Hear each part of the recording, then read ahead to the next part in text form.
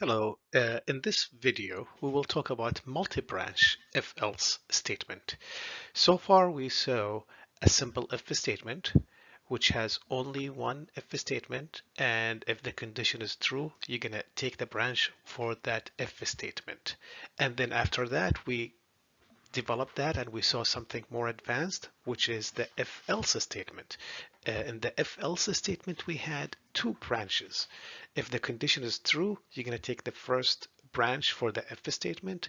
If the condition is false, you will go and execute the else branch, okay, which is the second branch. But what if we have more than two?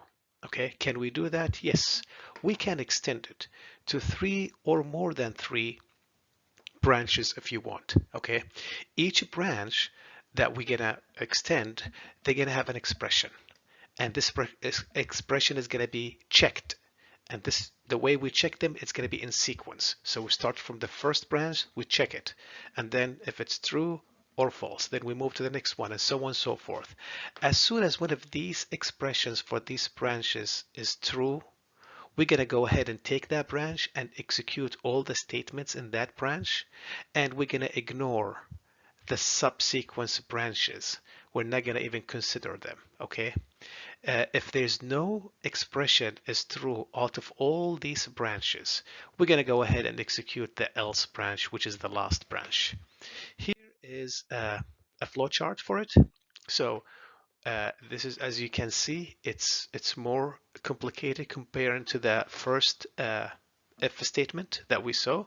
So your program is going to start from here.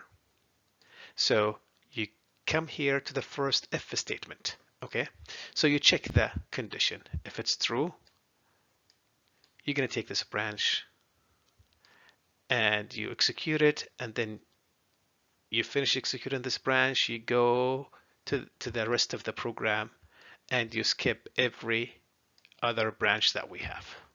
Okay, what if the branch, the first one, was false?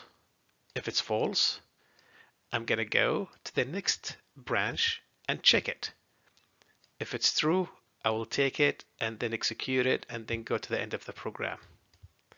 If the second one is false, I'm gonna take the else, which is the last branch that I have, execute it, and then execute the rest of the program.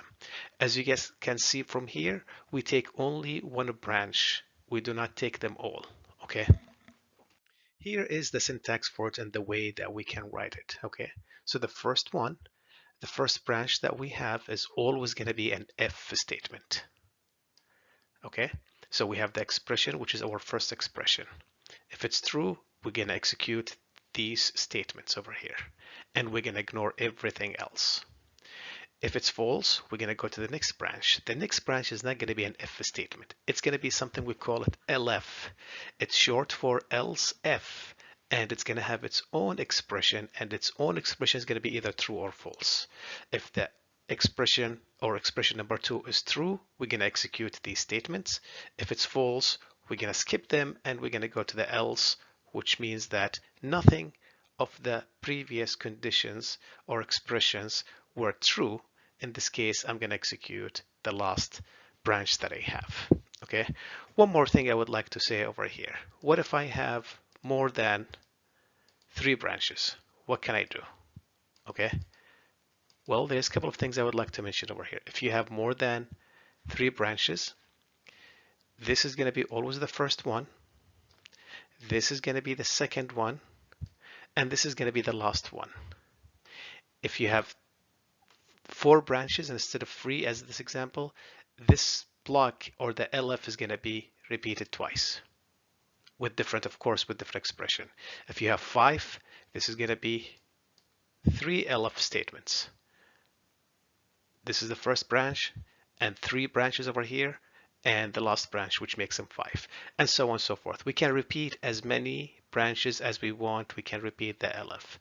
One other thing that I would like to mention over here before we move from this slide is that every time you have an else, do not get confused. Else does not have an expression. Expression only with the if statements or the LF statement. Okay, So else, think about it as saying otherwise. That's it. There's nothing you have to check. You're just going to say otherwise. Okay.